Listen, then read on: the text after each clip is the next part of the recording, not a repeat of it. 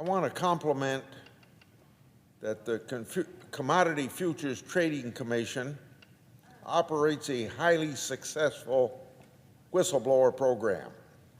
As one of the senators who led the effort to establish that whistleblower program back in 2010, I'm proud of what this program has accomplished. Since the Commission issued its first whistleblower award in 2014, whistleblowers have helped the agency root out waste, fraud, and abuse in the commodities trading industry and has recovered nearly $950 million. That's a very good reason to compliment the Commodity Futures Trading Commission. That's a lot of restitution for harmed investors. It's also a lot of money going to the U.S. Treasury and to the American taxpayers. Now, if Congress doesn't act quickly, all of that progress could come to a swift and sudden halt. Several months ago, the Commission contacted my office to tell me that its whistleblower program is facing the prospect of a sudden cash shortage, one that could require it to furlough staff and even close down its operations.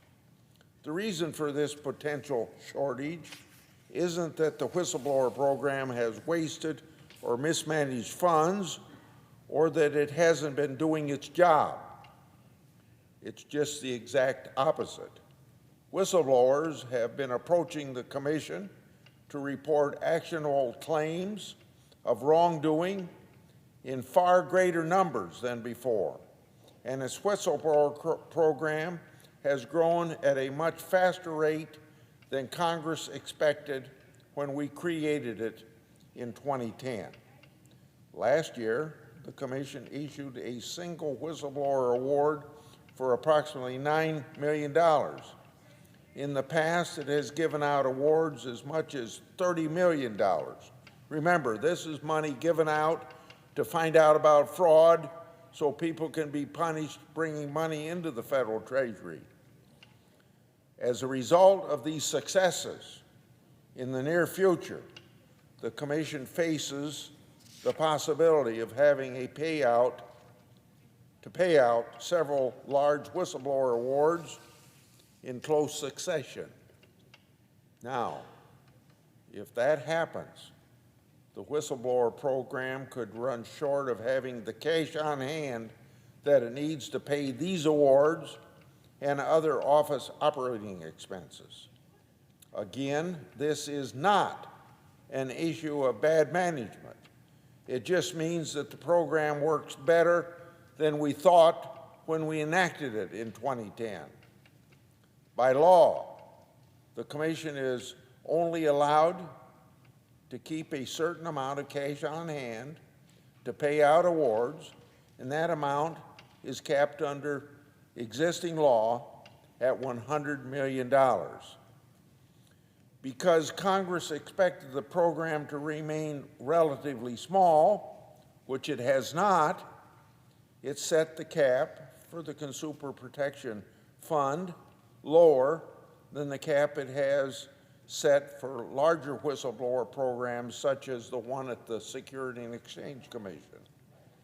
The Consumer Protection Fund is also used to pay the operating expenses of the whistleblower office. In other words, the employees that determine who and follows up on these fraudulent claims.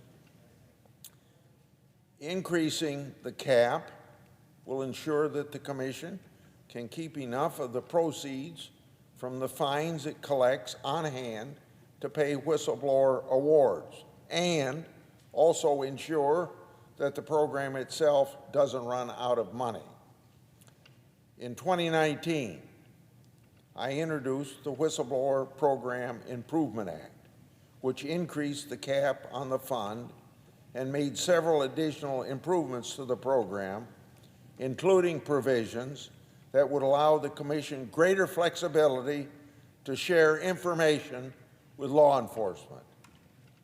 Now, I did this because I realized that as the awards became bigger and more frequent, it was only a matter of time before the Commission would run into trouble.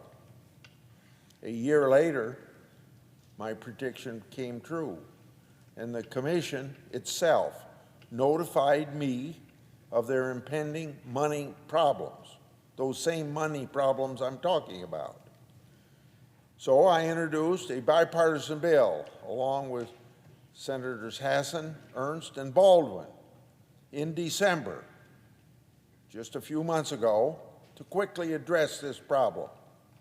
I worked with then Chairman Roberts and then Ranking Member Stabenow to include language that would have made the most critical updates for the program in last year's omnibus. These updates would have ensured that the Whistleblower Office could keep enough funds on hand to pay upcoming whistleblower awards and continue to fund the operation and to pay for staff. Now, what often happens around here is that this effort, unfortunately, also hit a roadblock, and the language wasn't included by the House Representatives.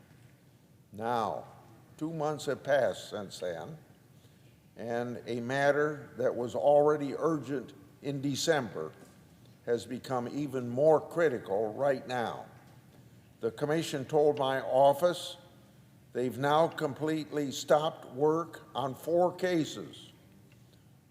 And these 4 cases potentially would have large awards. And if they get these large awards, it could bankrupt the fund. It's now a conflict of interest for staff who are still paid to even work on those cases, because they know if they were to approve the large awards, it could mean putting themselves out of a job. That's totally unacceptable. Whistleblowers shouldn't have to wait just because Congress has been dragging its feet on this issue. That's why I reintroduced my bill and asked my colleagues to support this legislation to fix the cap and to protect this very successful whistleblower program. This is a standalone bill, a very short and simple bill. It increases the cap on Customer Protection Fund from $100 million to $150 million and requires that funds needed for the operating expenses of the whistleblower's office be held in a separate account to ensure that the whistleblower office will have the resources it needs to continue the employment of staff while the amount in the Customer Protection Fund builds to a higher level.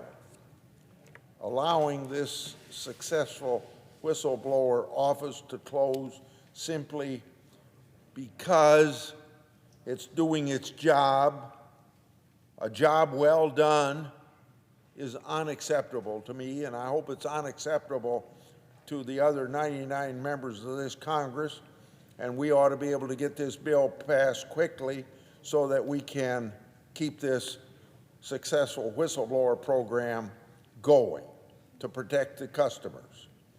It ought to be unacceptable then to every member of this Congress. It's important that we act now to ensure that this doesn't happen.